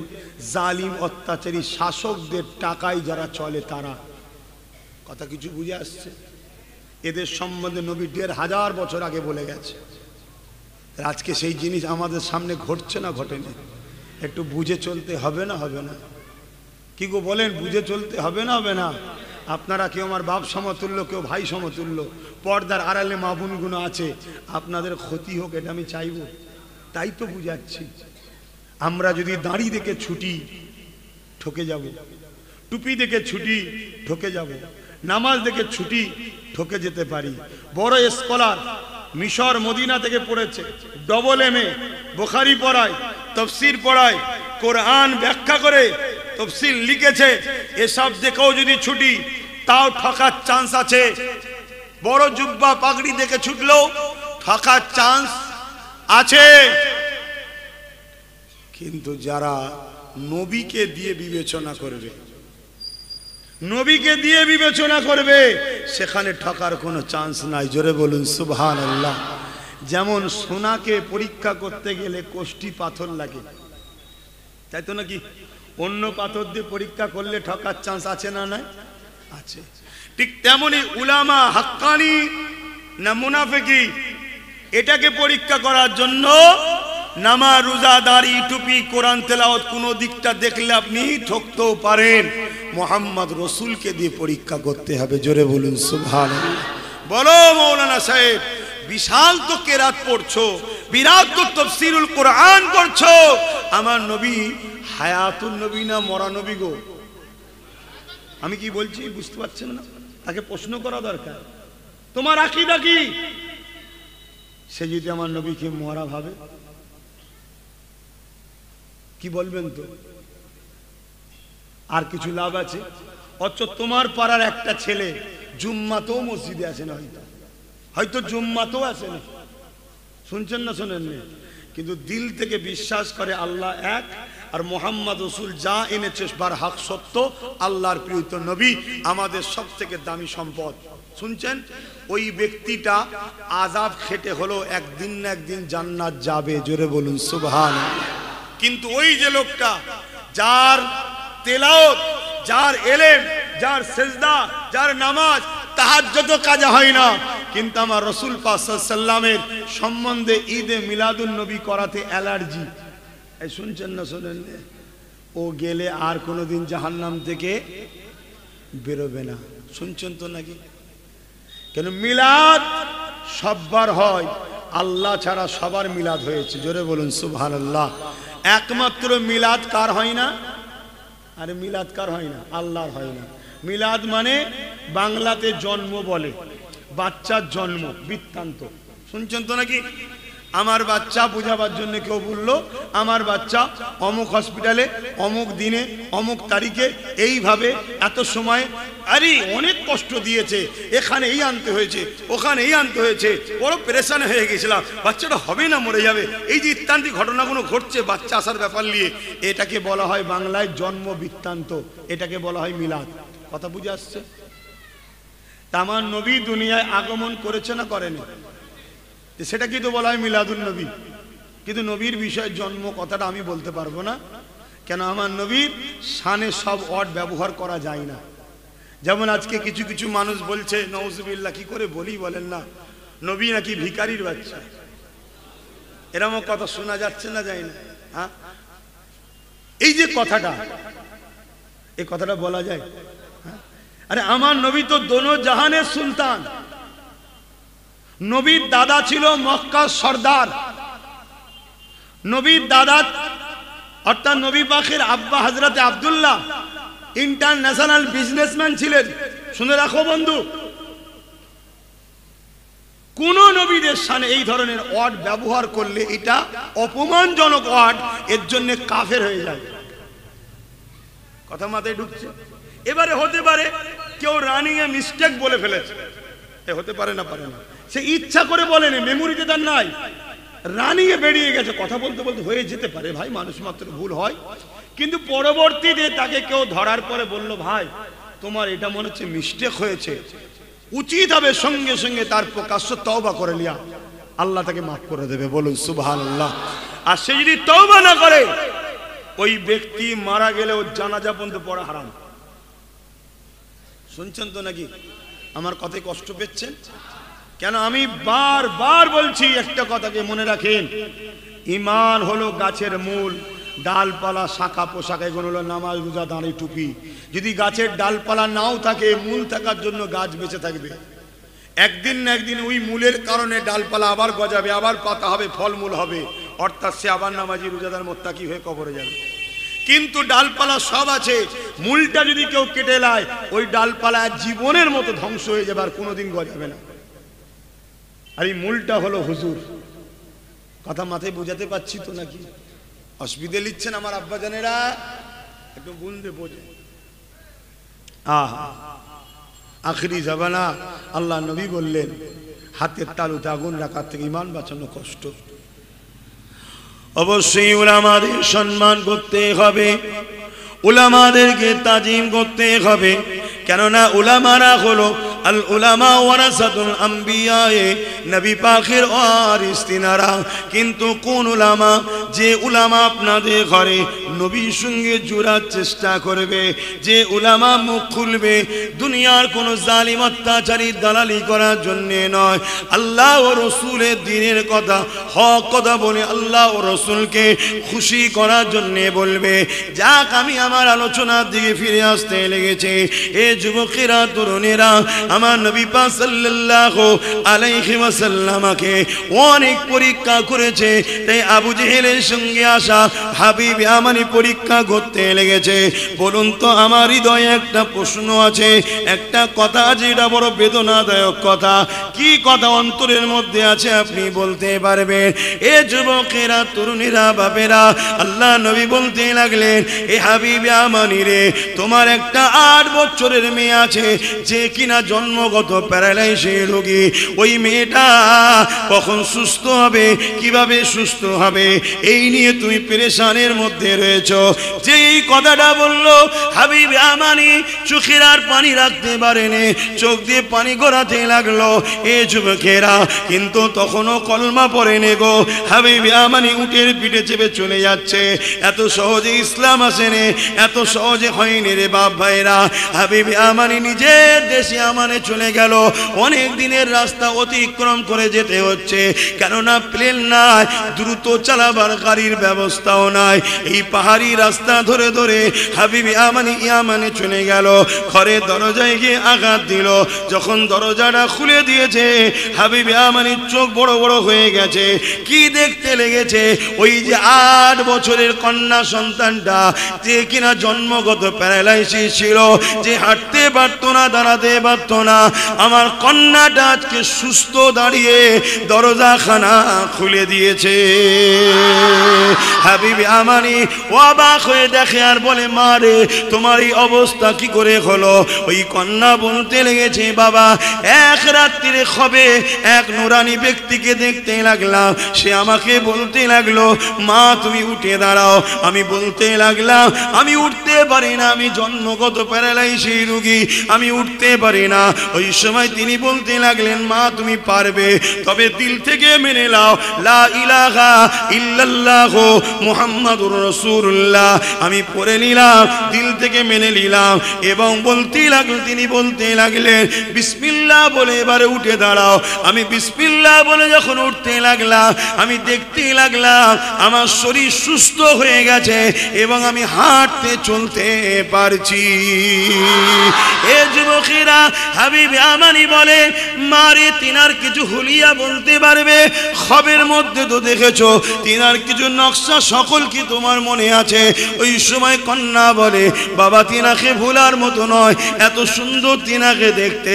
তিনি যখন মুচকে হেসেছিলেন, 2 ঠোঁটের মাঝখান দিয়ে একটা নূরের আলো বেরিয়ে গিয়েছিল। বাবা তিনার 2 ভুঁড়িটা জোড়া ছিল, তিনার ঝুলপিগুলো বড় বড়, বাল চুলগুলো বড় বড় ছিল। আব্বা জান, বাবা তিনার প্রশংসা কিভাবে করি, এই রকম যে কোনো ব্যক্তি হতে পারে আমার জ্ঞানের বাইরে ছিল। এই কথা শোনার পরে হাবিব আমানি বুঝতে আর দেরি হলো না, তাই বলতে লাগলো, মা রে, আর দাঁড়ালে হবে না, আমার সময় হয়েছে, আমি ফিরে যেতে লেগেছি। কন্যা বলতে লেগেছে, বাবা একটা খবর রয়েছে আপনার জন্যে। কি খবর রয়েছে? যিনি এসেছিলেন তিনি আমাকে একটা মেসেজ দিয়েছে, মারে কলমা তুমি পড়ে নাও, আর খুব শিগগিরই তোমার বাবাও হাবিব আমানি কলমা পড়বে। আরো জোরে বলুন সুবহান আল্লাহ। নবীর কাছে হাবিব আমানি চলে এলেন, এসে কলেমা পড়ে মুসলমান হয়ে গেলেন। জোরে বলুন সুবহান। মক্কায় চাঁদ 2 টুকরো হচ্ছে। ভারতের কেরলে বসে বসে রাজা চিরামান দেখছে। আমার দেশে কেরল রাজা, একটা বাদশা ছিল, বাদশা চিরামান, রাজা দেখছে চাঁদ 2 টুকরো হচ্ছে। কি ব্যাপার? ভয় খেয়ে গেছে। কিছুদিন পর হযরতে মালিক রাদিয়াল্লাহু তাআলা আন ব্যবসার সিলসিলায় সাগর পাড়ি দিয়ে কেরলে এসেছে। রাজার কাছে খবর গেছে একজন মুসলিম এসেছে, যিনি প্রফেট মুহাম্মদ রসুলের শিষ্য। রাজা চিরামান তেনাকে সম্মানের সাথে দরবারে ইস্তেকবাল করেছে, করে বলছে, ভাই আপনারা তো আসমানি কিতাবের খবর রাখেন, বলতে পারেন অমুক দিন অমুক তারিখে চাঁদ দুটুকরো হচ্ছিল, আমি নোট করে রেখেছি, ব্যাপারটা কি? হযরতে মালিক রাদিয়াল্লাহু তাআলা বলছেন, ওটা আমার রসুলের উংলির ইশারা ছিল। জোরে বলুন সুবহানাল্লাহ। আরো রসুল সম্বন্ধে জানলো। জানার পরে রাজা চিরামান হিন্দুস্তান কেরল থেকে পাড়ি দিয়ে মক্কা জমিনে গিয়ে ইমানের কালেমা পড়ে মুসলমান হয়েছিল। জোরে বলুন সুবহানাল্লাহ। সেই কেরলে একটা মসজিদ আছে, 1400 বছর বয়স। কেন্দ্র সরকার ওয়াকফ বিল করে এই মসজিদটাকে ভেঙে দিতে চাইছে। শুনছেন তো নাকি? কেন এগুলো ইসলামের পেহচান। ভারতে ইসলাম কবে থেকে আছে? এই নিশানাগুলো মুছিয়ে দিতে পারলে তবে তো বলবে স্বাধীনতার পরে তোরা এসছিস, স্বাধীনতার আগে তোদের কিছু ছিল না। তাহলে এই মসজিদকে বাঁচাবার জন্য একতা হতে হবে না? হবে না? কথা বলুন। কিন্তু কাদের সঙ্গে একতা হবে?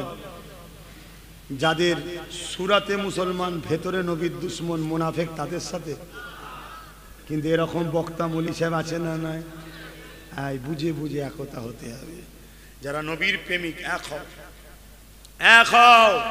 তোমার পীরকে, তোমার হজরতকে, তোমার আমিরকে, তোমার ইমামকে, তোমার শায়েখকে, আরে যে জাল নিয়ে থাকবে যাও, কিন্তু এখন তোমরা এক মুঠো হও। জুজিয়াত মাসলা নিজের মধ্যে রাখো। দিন ইসলাম আমাদের সবার, ঠিক না বেঠি? কিন্তু যারা আমার নবীর শানে গুস্তাগিমূলক কথা বলে, অলি আউলিয়াদের শানে গুস্তাগিমূলক কথা বলে, তাদের সঙ্গে এক হওয়া যাবে কেন? এরা মুনাফেক। এরা আমাদের খবরকে গিয়ে বলে দেবে, আমাদের খবর গিয়ে বলে দেবে।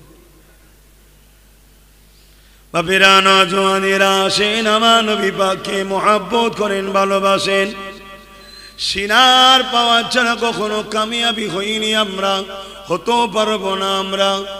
কেননা সব ক্ষমতা তাদের হাতে, যারা আমাদেরকে মিটাতে চাইছে। তাই আমাদের ক্ষমতা হলো সিনার ক্ষমতা। এই দিলেতে আল্লাহর ভয় রাখেন, নবীর মুহাব্বত ও আদব রাখেন, তাহলে মনে রাখবেন দুনিয়ার শক্তি যত বড় হোক না কেন, আমাকে আপনাকে মিটাতে পারবে না। এ নওজওয়ানেরা, এই বিষয়ে একটা কথা বলে যান, শুনে রেখে দেন। হযরতে আবু বকর সিদ্দিক রাদিয়াল্লাহু তাআলা যখন খলিফাতুল মুসলিমিন হলেন, আল্লাহ নবী দুনিয়া থেকে রওনা দিলেন, আখিরের রাতে রাস্তায় রওনা দিলেন। হযরতে আমিরুল মুমিনিন আবু বকর সিদ্দিক খলিফা হলো। ঠিক এমনই সময় ইসলামের দুশমন রাষ্ট্রগুলো মুসাইলামাতুল কাজ্জাব নামে এক ব্যক্তিকে 90,000 সৈন্য দিল, অনেক অর্থ দিল, অনেক অস্ত্র দিল, তাকে দিয়ে নবী দাবি করিয়ে দিল। ওই মুসাইলামাতুল কাজ্জাব মিথ্যা নবী দাবি করেছিল। এ যুবকেরা, আবু বকর সিদ্দিকের কানে যখন এই খবরটা এলো, আবু বকর সিদ্দিক সাহাবা হুজুরদিওকে নিয়ে এক জায়গায় বসলেন, বসে আলোচনা পরামর্শ করতে লাগলেন। সাহাবা হুজুররা এক কথাই বলতে লাগলেন, হে আবু বকর সিদ্দিক, আপনি আমাদের আমির, আমাদের খলিফা, আপনি যা ফয়সালা দেবেন আমরা সেটাই মেনে নেব। হযরতে আবু বকর সিদ্দিক বলেছিলেন, আমার দুটো কথা। এক কথা হলো, আমি মুসাইলামাতুল কাজ্জাবকে গিয়ে বুঝাবো আল্লাহর কোরআন যেখানে বলেছে ওয়ালাখির রাসূলুল্লাহি ওয়া খাতামান নবী, সেখানে কেন তুমি কোরআনের বিরুদ্ধে, আল্লাহর পাঠানো কিতাবের বিরুদ্ধে মিথ্যা নবী দাবি করছো? যদি সে বুঝে যায় তাহলে আমি আবু বকরের কথা নাই ফিরে আসবো। যদি সে পরিবর্তন না হয়ে মিথ্যার উপরে যদি জোর দেখায়, আমি আবু বকর কেমন নবীকে ভালোবাসি, আমি চুপ থাকতে পারবো না। নবীর খাতমে নবুয়াতের ইজ্জতের জন্য আমি আবু বকর মুসাইলামাতুল কাজ্জাবের বিরুদ্ধে যুদ্ধ ঘোষণা দেব। এ যুবকেরা, তরুণীরা, বাপেরা, তাই আমাদেরও উচিত হবে আজকের দিনে কেউ যদি আল্লাহর বিরুদ্ধে, কোরআনের বিরুদ্ধে, রসুলের বিরুদ্ধে, দ্বীন ইসলাম মসজিদ মাদ্রাসার বিরোধী করে, আমরা তাদেরকে বুঝাবো। যদি না বুঝতে চায়, সে যত বড় সুপার পাওয়ার হোক না কেন, বুকে তাজা খুন যদি ঢালতে হয় তাও ভালো, তার বিরুদ্ধে আমাদেরকে যুদ্ধ করতে হবে। তবেই তুমি পরকালে নবীর শাফাত পাবে, তবেই তোমার মধ্যে ঈমান থাকবে। এখানে আরো একটা মসলা জানিয়ে দিয়ে যায়। হযরত ইমাম মালিককে জিজ্ঞাসা করা হয়েছিল, ও হযরত ইমামে মালিক, কেউ যদি আমার নবীর বিরোধী করে কি করা দরকার? হযরত ইমাম মালিক বললেন, সঙ্গে সঙ্গে প্রতিশোধ নাও। যদি প্রতিশোধ না নিতে পারে, ইমাম মালিক বলছেন তার বেঁচে থাকার কোনো অধিকার নাই। আর একটা কথা বলে যায়, কোন মজলিসে আপনি বসে বসে ওয়াজ শুনছেন আর বক্তা আপনার নবীর শানে গুস্তাখি করছে, বা কোনো জায়গায় আপনি বসে আছেন, কেউ নবীর শানে আপনার সামনে গুস্তাখি করছে, আপনি যদি প্রতিবাদ না করেন, তাহলে আপনার মধ্যে ঈমান থাকবে না, বেঈমান হয়ে যাবে।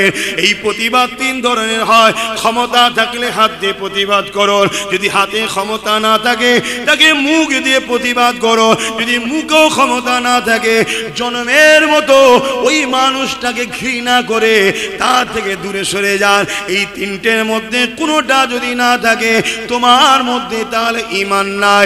এই যুবকেরা আসেন, আলোচনার দিকে আবার যায়। হযরতে আবু বকর সিদ্দিক মুসাইলামাতুল কাজ্জাবের কাছে যাচ্ছে। মুসাইলামাতুল কাজ্জাব 90,000 সৈন্য দিয়ে নিজেকে ঘিরে রেখেছে, সবার হাতে অস্ত্র রয়েছে, অনেক মানি দিয়েছে ইসলামের দুশমন রাষ্ট্রগণ। এই জন্য মুসাইলামাতুল কাজ্জাবের কাছে যাবার সময় আবু বকর সিদ্দিক 10,000 সৈন্য নিয়ে যাচ্ছে, অর্থাৎ আমার নবী পাকে 10,000 যুবক সাহাবাদের সাথে নিয়ে যাচ্ছে। কেননা ওর কাছে 90,000 আছে, আবু বকর সিদ্দিক 10,000 নিয়ে যাচ্ছে। সংখ্যাটা আবু বকর সিদ্দিকের বেশি না মুসাইলামাতুল কাজ্জাবের বেশি? বলুন, অনেক বেশি। কোথাও 10,000, কোথাও 90,000। হযরতে আবু বকর সিদ্দিক মুসাইলামাতুল কাজ্জাবের কাছে পৌঁছে গেল। মুসাইলামাতুল কাজ্জাবকে বুঝাতে লাগলো, এ মুসাইলামাতুল কাজ্জাব, কেন তুমি ফিতনা করো? কেন তুমি সমাজের মধ্যে বিভ্রান্তি ছড়াও? আল্লাহ কোরআনে যেখানে প্রকাশ্য ঘোষণা করেছে, ওয়ালাকি রাসূলুল্লাহ ওয়া খাতামান নবী, আমার নবী পাক হলো শেষ নবী, এরপরে তুমি কেন নবী দাবি করতে গেলে? তুমি এই কথা থেকে উইথড্র করে নাও, ফিরে আসো। মুসাইলামাতুল কাজ্জাব আবু বকর সিদ্দিক বুঝাতে লেগেছে, কিন্তু আবু বকর সিদ্দিকের কথা মুসাইলামাতুল কাজ্জাব কান দিচ্ছে না। ওর ব্রেনে অন্য কথা চলছে। কি কথা চলছে? মুসাইলামাতুল কাজ্জাব দেখতে লেগেছে আবু বকর সিদ্দিকের দিকে 10,000, আমার দিকে 90,000। এই সুযোগে ওকে ছাড়লে হবে না। শুনছেন তো নাকি? আবু বকর সিদ্দিকের দিকে 10,000 আর আমার দিকে 90,000। আমি মুসাইলামাতুল কাজ্জাবের ক্ষমতা বেশি, আমার পিছনে পৃথিবীর বড় বড় ইসলামের দুশমন রাষ্ট্রগুলো সাথ দিয়েছে। অতএব এই সুযোগে আবু বকর ও তার সাথীদের ঘরে খালাস করে দিতে হবে। যেমন আজকে আমার দেশেও কেউ কেউ ভাবছে ক্ষমতা আমাদের হাতে, সারা রাস্তা ভালো আসছে, মসজিদের সামনে এসে নাচছে। বুঝতেন না, বোঝেন না? আজকে আমার দেশের কেউ কেউ ভাবছে ক্ষমতা আমার হাতে, মিলিটারি আমার হাতে, পুলিশ আমাদের হাতে, ওয়াকফ বিল করে সব লেলাও। এই শুনছেন না? শুনেন। কিন্তু তিনাদের তো ভাবা দরকার, ইতিহাস তো জানা দরকার, ইতিহাস তো পড়া দরকার। আরে জালিমের সাথে সৃষ্টিকর্তা থাকে না, জালিমের সাথে আল্লাহ থাকে না, মজলুমের সঙ্গে আল্লাহ থাকে। জোরে বলুন সুবহানাল্লাহ। মজলুম যতই দুর্বল হোক, কামিয়াবি মজলুমেরই হয়। জোরে বলুন সুবহানাল্লাহ। তাহলে আমাদের দিকে আল্লাহ আছে না নাই? ঘাবড়ে যাচ্ছেন তাহলে? না, ঘাবড়াবার কিছু নেই। ওদের হাতে শখ, ওদের হাতে শখ, ওদের হাতে শখ। হ্যাঁ, আমার গাড়িটা এসে পৌঁছালো, একটু খোঁজ লাও। কেন আমি তো সেই কোথায় সরু রাস্তা বন্যারে বলছিল, বুঝে গেল ওখানে বসছিল, বুঝে গেল। আচ্ছা, প্রয়োজনে যেতে পারে। সে গাড়ি ঢুকবে না বললো, তাই তো মোটর সাইকেলে চেপে চেপে এলাম এই যেতে। তো গাড়ি তো বললো ঘুরিয়ে ঘাড়ে আসবে। সে পৌঁছেছো নাকি? আচ্ছা, এসে গেছে না? আমারও যাওয়ার সময় গেছে। অসুবিধা হচ্ছে আপনাদের? মুসাইলামাতুল কাযযাব বুঝছে না, সিদ্দিক আকবর বুঝাচ্ছে, তা আমরাও বুঝাচ্ছি। এমন ভুল পদক্ষেপ নেবেন না, ক্ষমতা 7 জীবনের মতো মিটে যাবে। আমরা বুঝাবো না? হ্যাঁ বুঝাবো। যেমন কেন্দ্র সরকার ওয়াকফ বিলের নামে, ওয়াকফ সংশোধনী বিলের নামে ইসলামের সম্পদকে হরণ করতে চাইছে, মসজিদ মাদ্রাসা ওয়াকফের জায়গা, খানকা ঈদগাহ জায়গাকে দখল করতে চাইছে। বুঝানো দরকার আছে না নাই? বুঝাচ্ছি আমরা, বিভিন্ন জায়গায় জনসভা করে বুঝাচ্ছি, পরিবর্তন হও, বিলকে প্রত্যাখ্যান করো। একটু হলেও পিছিয়েছে, পুরো পিছিয়ে যাও, নতুন করে এতে বিভ্রান্তি আর করতে যেও না। কেন বিষয়টা এমন, আমার ধর্মের বিষয়, তোমার ওই সিটকে সম্মান করি, তোমার পদকে সম্মান করি দেশের নাগরিক হিসাবে, কিন্তু তা বলে এটা নয় যে আমার ইসলামের বিরুদ্ধে লাগবে তোমাকে সম্মান জানাবো না। ইসলাম সবার আগে, জোরে বলুন সুবহানাল্লাহ। ঠিক না বেঠিক? এবং আমার দেশের সংবিধান আমাকে রাইট দিয়েছে, তুমি সংবিধানের প্রধানের পদে বসে সংবিধান বিরোধী কাজ করবে, ওটাকেও মেনে নেওয়া যাবে না। যেমন ওনাকেও বলছি, তেমন রাজ্যকেও বলছি, বলা দরকার আছে না? আপনারা জানেন কি জানি না, রাজ্য কোরআনকে মাদ্রাসা থেকে পড়া তুলে দিয়েছে, জানেন আপনারা? দেখেন কয়েকজন বলছে জানি। শুনে রাখো, ভুল আব্বাস সিদ্দিকীকে বুঝুনি। মাকে ভালোবাসতে হবে, বাপকে ভালোবাসতে হবে, স্ত্রীকে ভালোবাসতে হবে, সন্তানকে ভালোবাসতে হবে। ব্যবসা বাণিজ্য সবার সঙ্গে করা যায়, অমুসলিম হলেও করো জায়েজ। কিন্তু যেদিন তোমার বাপ মা স্ত্রী সন্তান স্বামী যেই হোক কোরআনের বিরুদ্ধে যাবে, আল্লাহর বিরুদ্ধে যাবে, নবীর বিরুদ্ধে যাবে, সেদিন থেকে তার সাথে আর সম্পর্ক রাখা, জোরে বলো কেন? এই জায়গায় চুপ থাকলে ঈমান চলে যাবে। তাহলে কেন্দ্র সরকার যেমন মসজিদ মাদ্রাসাকে মিটাতে চাইছে, ওর বিরুদ্ধে চুপ থাকলেও ঈমান যাবে, ঠিক তেমনি রাজ্য সরকার কোরআনকে মাদ্রাসা থেকে তুলে দিয়েছে, এখানেও চুপ থাকলে ঈমান যাবে না থাকবে? একটু জোরে বলেন। তাই কেন্দ্রকেও বলছি ভুল শুধরে নাও, রাজ্যকেও বলছি আমার কোরআন যেখানে ছিল সেখানে থাকবে, মাথা মারতে যেওনি। ঠিক না বেঠিক? যদি রাজ্য তার ভুল বুঝে কোরআনের জায়গায় থাকে, পাকামু করা বন্ধ করে দেয়, আব্বাস সিদ্দিকীর বলার আর কিছু থাকবে? আপনাদের বলার কিছু থাকবে? দুনিয়াদারি চলতে গেলে যার যাকে ভালো লাগলে থাকবে, যা ক্লিয়ার কথা। ঠিক বললাম না ভুল বললাম? কিন্তু তুমি ক্ষমতার জোরে, আমরাই ক্ষমতা দিচ্ছি, আমি না দিয়ে আমাদের লোকেরাই তো দিয়েছে রে বাবা, আমরাই ক্ষমতা দেবো, আর তুমি দিঘাতে মন্দির বানাবে 250 কোটি টাকা খরচ করে, আর আমার মাদ্রাসায় আমাদের টাকা দিয়ে চলবে, এখান থেকে কোরআন তুলছো কেন? তাহলে তুমি কোরআনকে মিটাতে নেমেছো। পৃথিবীর জুড়ে সমস্ত শাসকরাই যুগে যুগে এই ষড়যন্ত্র করে এসেছে, ইসলামকে মিটাও, কোরআনকে মিটাও, মাদ্রাসাকে মিটাও।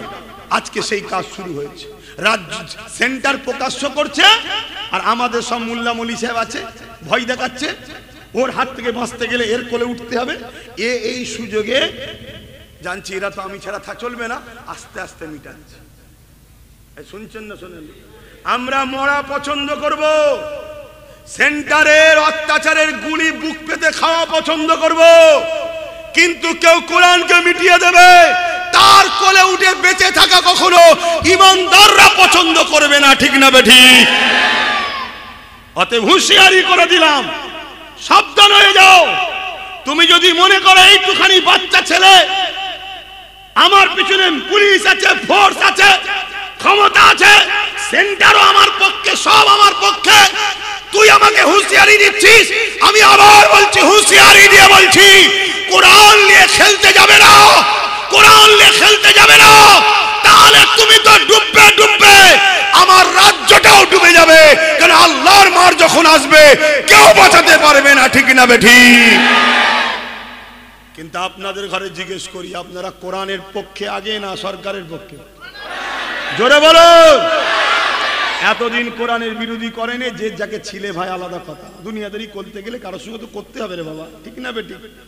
কিন্তু সে যখন কোরআনের বিরুদ্ধে দাঁড়াবে আর তার পক্ষে থাকা যাবে? আর সে যদি ভুলটা বুঝে চলে আসে, যার যেটা পছন্দ ভাই করবে যা, আমি ওলি এই ধর্ম সবাই কিছু বলতে আসবো না। ও বলার জায়গা আলাদা আছে, সেখানে আমি আমার পক্ষে বুঝাবো। কথা বুঝে আসছে না? নাই এখান থেকে বলবো না। এখান থেকে বললাম কেন? তুমি কোরআনের বিরুদ্ধে হাত তুলেছ, কি গো বলাটা অন্যায় হয়ে গেছে? এরপরেও যদি আমার কোনো ভাই একে যদি পছন্দ করে রাজ্যকে, তার উচিত বুঝাতো নাকি? তার উচিত তার নেত্রীকে বুঝানো তো। কথা বলুন, সেটি মুসলমান হয়, বুঝাবে না? বুঝাবে না? যা আপনাদের জন্য মারপিট করলাম, লড়াই করলাম, দখল করলাম, সব করলাম, কেস খেলাম, মার্ডার হলাম, আপনি আমার কোরআনে হাত দিচ্ছেন কেন? এই দরকার তো বুঝানো। আমার ওই সকল বন্ধুদের বলবো, বুঝান না আপনারা গিয়ে যান। আমি বলছি ঝ্যাঁটাই ঘুমে কে মেরে তাড়াবে আপনাদের ঘরে? আপনাদের ঘরে গুরুত্ব দেয় না। যতদিন প্রয়োজন ছিল গুরুত্ব দিয়েছিল, আর প্রয়োজন নাই কেন? এখন ঘিরে ফেলেছে। শুনছেন তো নাকি? এরপরেও বলবো আপনি বুঝান না। যদি বুঝাবার পরে আপনার নেতা লিডার যদি ভুলকে শুধরে লায়, তাহলে আপনি আপনার টেলে থাকবে যান, আমি বলতে আসবো না, আপনারও খারাপ লাগবে না। কি গো, ঠিক না বেটি? কিন্তু তোমায় জিজ্ঞেস করি, তুমি কেমন মুসলমান? তুমি কেমন মুসলমান? তোমার নেতা কোরআনের বিরোধী হবে, তুমি তার পক্ষে থাকতে পারবে? যদি থাকে সে ইমানদার থাকবে না কাফের হবে? কাফের হয়ে যাবে। অতএব আগামী দিন কেউ যদি এর পক্ষে, এই অন্যায়ের কাজের পক্ষে যদি সাপোর্টও করে, আপনাদের ইমান বাঁচাবার স্বার্থে বলে যাচ্ছি, তার জানাজা পড়বেন না। শুনছেন তো নাকি? পৃথিবীর সব মুফতি মৌলানাকে চ্যালেঞ্জ দিচ্ছি, আসো আমার এই কথাকে কে কেটে দেবে, চলে আসো, চলো। এখানে কোরআনের ব্যাপার চলছে, এখানে দ্বীনের ব্যাপার চলছে, এখানে হালুয়া রুটির ব্যাপার নয় যে আমার দাওয়াত বেড়ে গেছে, ওর দাওয়াত কমে গেছে। না, এটা কোরআনের মামলা চলছে। ঠিক না? ঠিক গো। ঠিক তেমনই যেমন কেন্দ্রকে সাপোর্ট করতে আমরা কোনোদিন চাই না। কেন? আমরা জানি সে ইসলামের দুশমন। ঠিক না ঠিক? কিন্তু তোমাকে ভালো মনে করে নিরীহ মুসলমান গুলো সাপোর্ট করলো, তুমি আজকে আসল রূপ দেখাচ্ছ কেন? আসল রূপ বেরোচ্ছে পারে। কাকে খুশি করতে চাইছো? কেন্দ্রে যাকে খুশি করতে চাইছে, তুমিও তাকে খুশি করতে চাইছো না? কেউ বলেছিল না 100 বছর পর ভারতকে ইসলাম মুক্ত করব? শুনেছেন না শুনেননি? আরে শুনেছেন না শুনেননি? কেন্দ্রের কোন একজন বক্তব্য দিদিতে বলেছিল না যে ভারতকে ইসলাম মুক্ত করব? শুনেছেন না শুনেননি? তাহলে উভয়ের লক্ষ্য এক না আলাদা? আহা, অথচ আমার নবী পাক কতটা কষ্ট করেছে এই কোরআনের জন্যে। আমার নবী যখন তায়েফের জমিনে কোরআন প্রচার করতে গেছে, আল্লাহর বাণী যখন প্রচার করতে গেছে, তায়েফের মানুষেরা আমার নবী পাককে কত মেরেছে। আল্লাহ নবী রক্তাক্ত হয়ে তায়েফের জমিনে অজ্ঞান ও চৈতন্য হয়ে পড়ে গেছে। তায়েফের মানুষেরা আমার নবী পাকের এসে নাকে হাত দিয়ে দেখছে মুহাম্মদ বেঁচে আছে না মরে গেছে। আমার নবী পাককে তারা মরা মনে করে তার উপরে আবার 2-4 লাঠি মেরে দিয়ে তারা চলে গেছে।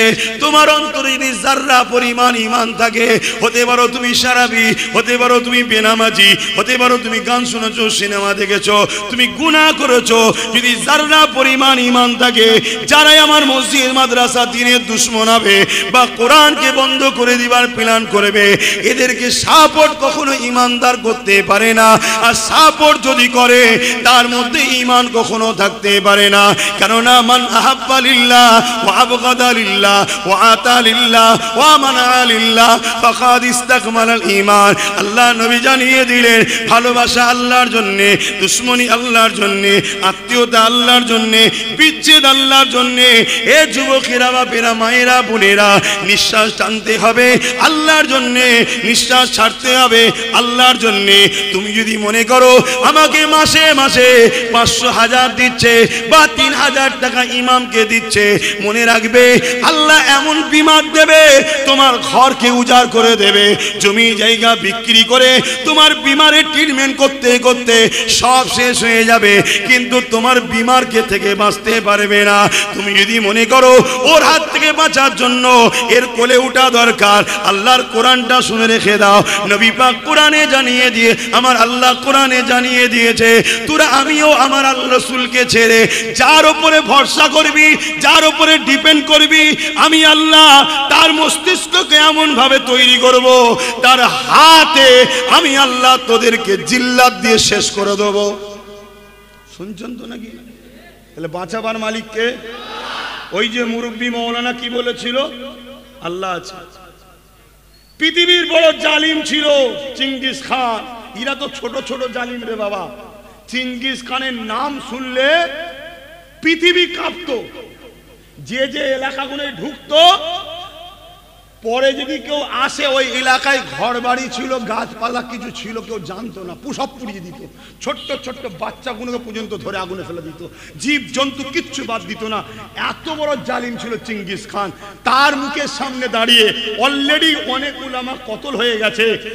মৌলানা সাহেব কি বলছে, আল্লাহ আছে। আমাকে তোর দলে লেলে এটা বলে নে। শুনছেন তো, আল্লাহ বাঁচিয়েছে না বাঁচেনি? বাঁচাবার মালিক তো আল্লাহ। তুমি আল্লাহর উপর ভরসা করছো না কেন? তোমার ভালো লাগে কাউকে নিয়ে থাকো আলাদা কথা, কিন্তু ভরসা করো না।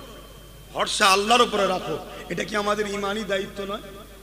আর এই কথাগুলো কোরআন হাদিসের পক্ষে যেসব উলামারা বলে হক কথা, তাদেরই ওয়াজে ডিস্টার্ব হয়, তাদের জলসাগুলোকে ডিস্টার্ব করা হয়, তাদেরই আশা বন্ধ করা হয়, তাদেরকে রুকা হয়। আর যারা ওই শাররুল উলামা এসে বড় বড় স্টেজ গরম করে ঘুরিয়ে ফিরিয়ে সব আল্লাহ রসুলের থেকে সরিয়ে জালিমদের দিকে নিয়ে যায়, ওদেরকে হাজারো প্রোটেকশন দেওয়া হয়, ভিআইপি জায়গায় বলার সুযোগ দেওয়া হয়।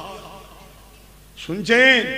আপনারা ভাববেন যে এইটুকু ছেলে কি বোঝে। শোনেন বাপ, হতভাগা আকবরের নাম শুনেছেন? একটু বলেন। হতভাগা আকবরও এইরকম শয়তানি শুরু করেছিল। সে ছিল মোগলে আজম, ভারতের রাজা। একটু বলি নাকি না দোয়া করে দেবো? হতভাগা আকবর ছিল মোগলে আজম, ভারতের রাজা। এখন তো রাজা নয়, ভোটাভুটিতে হয়, তাই তো নাকি? কিন্তু ভোটাভুটি মানুষ দেয় না, মিশিং দেয়। কে দেয়? মিশিং। কপাল মিশিং দেয় এখন। যাক, তারপরও রাজা তো কেউ নয়, একটা সংবিধান আছে না নাই? তখন ছিল মোগলে আজম, ও যা বলবে তাই। ও যদি রাত্রিরে উঠে বলে এখন দিন 12টা বাজে দুপুর, বলতে হবে যে জাহাপানা দুপুর 12টা। যদি বলে না জাহাপানা রাত 12টায়, কতল করো। এরকম ছিল। তোরা খামখেয়ালি পাগল। জালিম ছিল, জালিম।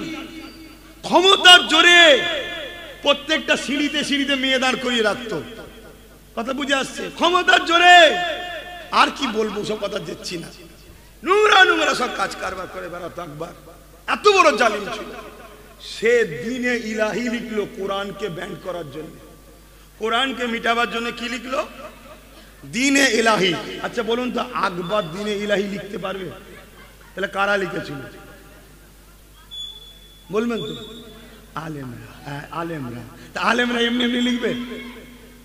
আকবর প্রচুর টাকা দিয়ে ভালো ভালো স্কলার ব্রেনকে কিনেছে মৌলানা ঘরে। বহুত টাকা দিয়েছে। আর তারা টাকার জন্য ওই শাররুল উলামা বিক্রি হয়ে গেল। তাদের দ্বারা লিখা শুরু হলো।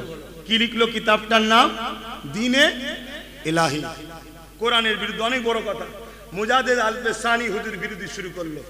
মুজাদ্দেদ আল পেসানি হুজুরের বয়স তখন অনেক, মুরব্বী হয়ে গেছে, বিরোধী শুরু করেছে, চরম বিরোধী।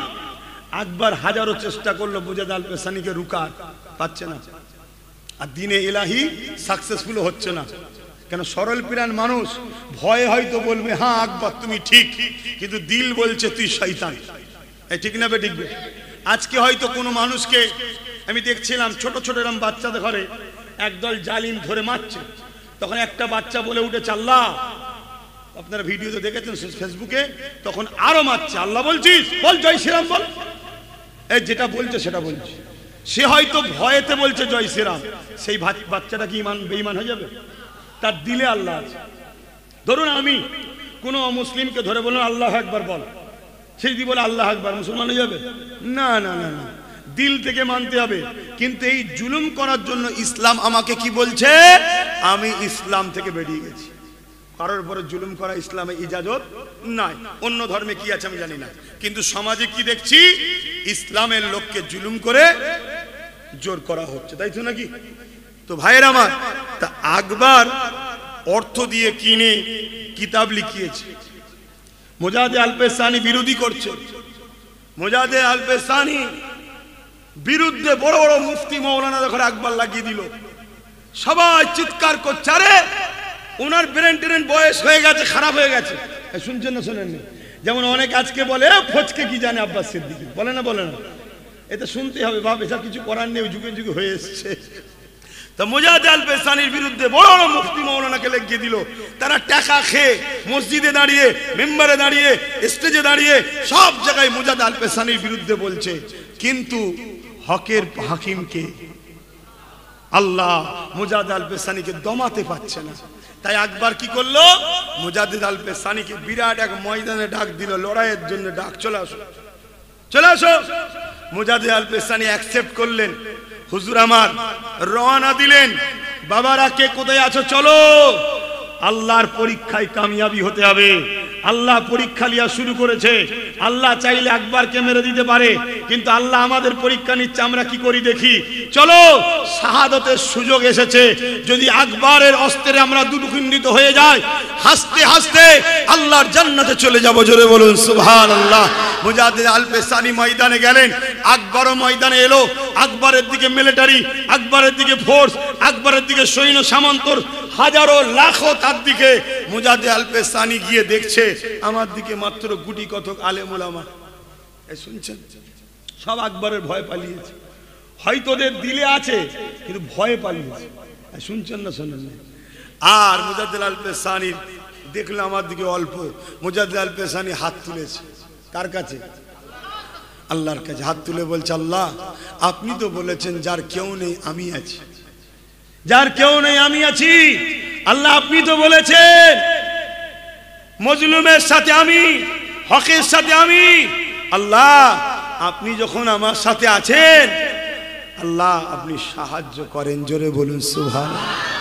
কামিয়াবিটা দেন আল্লাহ, কামিয়াবি দেন। আল্লাহর পক্ষ থেকে দোয়া কবুল হয়ে গেল, তুফান আসা শুরু হলো, বিশাল তুফান এসে মুজাহিদ আল-পেশানি এবং তার পক্ষে যারা ছিল তাদের ওপর দিয়ে তুফান গিয়ে সামনে আকবর ও তার বাহিনী যারা ছিল, আলেম উলামা, মুফতি মৌলানা, ওই সাররুল দুনিয়াদার বক্তা, সব আল্লাহ মেরে জাহান্নামে পাঠিয়ে দিল। মুজাহিদ আল-পেশানিকে কামিয়াবি দিল, জোরে বলুন সুবহানাল্লাহ, আরো জোরে বলুন সুবহানাল্লাহ। আপনারা ঘাবড়ে যাচ্ছেন? হ্যাঁ, হকের পক্ষে থেকে সাহাবা হুজুররা সবসময় দোয়া চাইতেন, আল্লাহ আমি যেন শহীদ হই, আমি যেন শহীদ হই। তো যাক ভাই, এই অবস্থায় অল্প কিছু কথা বললাম, আমার কথাতে ভাষাতে ব্যবহারে কেউ কষ্ট পেলেন? ওয়াকাফ ধ্বংস হয়ে যাবে, মসজিদ মাদ্রাসা ধ্বংস হয়ে যাবে, প্রতিবাদের দরকার আছে না নাই? তা আপনাদের এই এলাকায় কোনো জায়গায় যদি প্রতিবাদ সবার ডাক দিই, আমি আব্বাস সিদ্দিকী, আমার ভাইয়ের আব্বারা খবর পেলে একটু পাশে দাঁড়ানো যাবে তো নাকি? হাত তুলে বলুন, যাওয়া যাবে তো নাকি? আলহামদুলিল্লাহ। একবার না 100 বার, যতবার ডাকবো কোরআন দিনের জন্য পাশে পাবো তো নাকি? যদি আমি কলিকাতায় ডাক দিই, হাত তুলে বলুন, পাক্কা কথা তো নাকি? আলহামদুলিল্লাহ। আমি সব জায়গায় ঘুরে ঘুরে ঘুরে ঘুরে প্রোগ্রাম করে করে দেখছি, কেন্দ্রে একটু হলেও পিছিয়েছে, যদি পিছিয়ে যায় ভালো, না হয় কলিকাতার রাজপথে 20-30 লক্ষ লোকের একটা টার্গেট রেখেছি, হবে না ইনশাল্লাহ? বলুন না ইনশাল্লাহ। ওই 20-30 লক্ষর মধ্যে আপনাদেরও যেন পাওয়া যায়। কি গো, যাবেন না? সব জায়গায় যাচ্ছেন, মেয়ের বাড়ি, ছেলের বাড়ি, কুটুম বাড়ি, সবার জন্য যাচ্ছেন, ডাক্তারখানা, চিকিৎসা, বন্ধুকে দেখতে। আল্লাহর দিনের জন্য যাবেন না? কি গো, যাবেন না? ফ্রি বিরিয়ানি 200 টাকা লিবার জন্য কাফের নেতা, বেঈমান নেতা, ঘুষখোর নেতা, চোর নেতার মুখের দিকে তাকিয়ে বসে যেতে চাইছেন, আল্লাহর দিনের জন্য যাবেন না? বলুন ইনশাআল্লাহ। আমার আব্বার আমার কথাই কষ্ট পেয়েছেন, আমি একটু কড়া কড়া কথা বলে ফেলি। কেন বলি জানেন? আল্লাহ ও রসুলের জন্য বলি।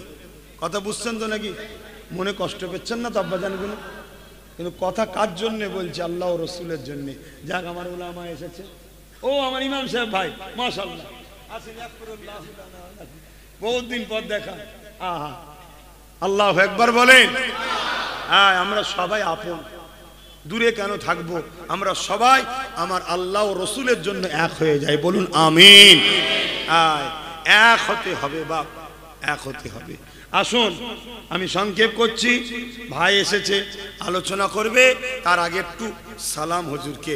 ইয়া নবী সালাম।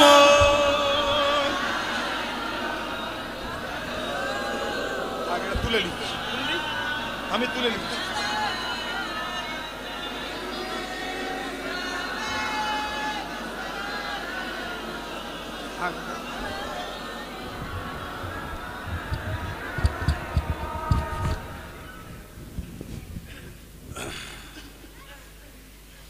طلع البدر علينا من ثنيات الوداع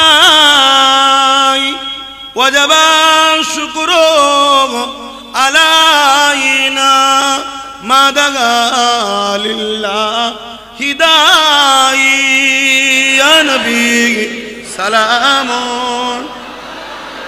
يا رسول يا حبيب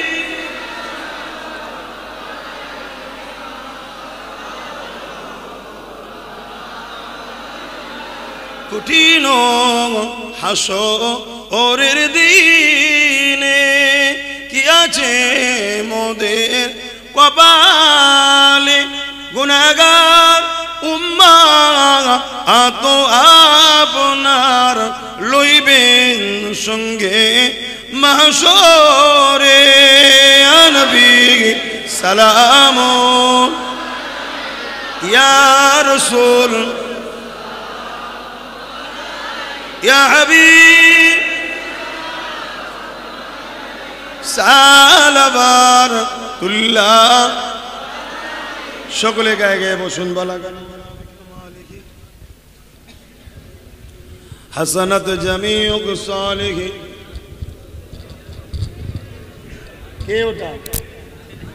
আয় দিকে, আয় দিকে, আয়। তুই এখন বেগুনা বস। মাশাআল্লাহ। কটা ছেলে? দুটোই ছেলে। এটা ছোট বড়? আমাদের মৌলানা সাহেবের ছেলে। আল্লাহ নেক হায়াত দারাজ করুক, আলেমে হাক্কানি করুক, নবীর গোলাম তৈরি করুক। বলুন আমিন। হ্যাঁ, আলেম তো প্রচুর আছে, যে নবীর নয়। খারাপ নেবেন না, খারাপ নেবেন না। ওই ফুটপাতে পড়ে থাকা ভিখারির থেকেও তার অবস্থা খারাপ। শুনছেন তো নাকি? তো যাক, ভাই এসেছে, তিনি আলোচনা করবেন। আমি সংক্ষেপ করছি। আসুন ছোট করে একটু আল্লাহ দরবারে দোয়া। আল্লাহুম্মা। না আর কেউ আছে? দজ করবে তো? আর কেউ আছে? কি করে? তাহলে উনি শেষ দোয়া করবে। আচ্ছা, আল্লাহুম্মা আমিন। আয় আল্লাহ, হাবিবের খাতির রহমত করে, দয়া করে, মেহেরবানি করে আল্লাহ, আল্লাহ আপনি আমাদের জীবনের গুনাহ খাতা মাফ করে দিন। আল্লাহ আমাদেরকে নামাজি, মুত্তাকি, পরেজগার বানিয়ে দিন। আল্লাহ আপনার পাগল, আপনার হাবিবের পাগল বানিয়ে দিন। আল্লাহ আল্লাহ আপনি সাইয়ুন কাদির। আল্লাহ আল্লাহ আমি তো ভেবেছিলাম কথা বলতেই পারবো না, কিন্তু আপনি দেখতে দেখতে 2 ঘন্টা বলিয়ে নিলেন। খোদা আল্লাহ আপনি কি না পারেন, আপনি কি না পারেন।